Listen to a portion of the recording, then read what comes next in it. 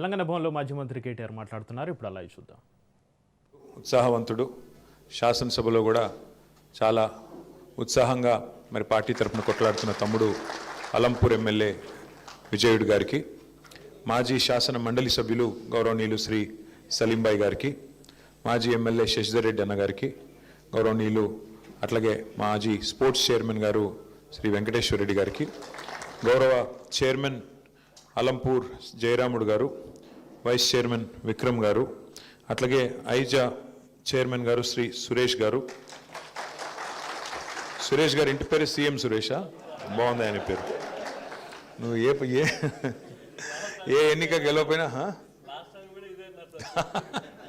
MLA కాకపోయినా మనోడు CM అయిపోయినాడు, సంతోషం.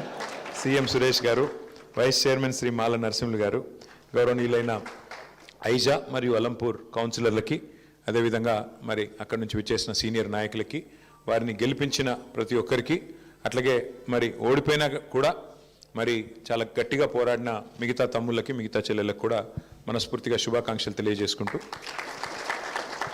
మరి ఎందుకో కానీ నడిగడ్డలో ఈసారి మొత్తం రాష్ట్రం అంతా రాజకీయం ఒకలాగుంటే నడిగడ్డ మాత్రం ఒకలాగుంది.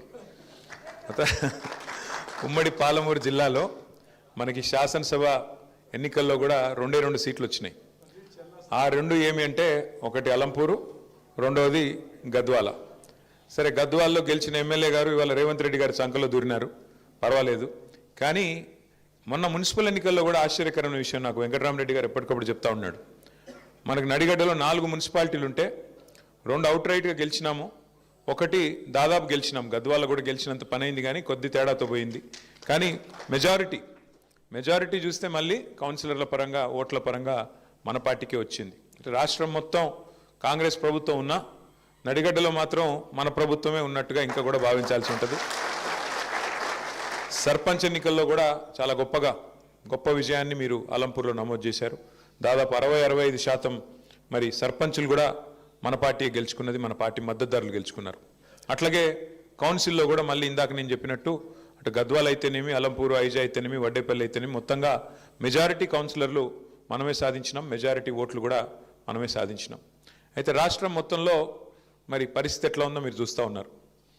మొన్న నేను కొన్ని జిల్లాల పర్యటనలో పోయాను.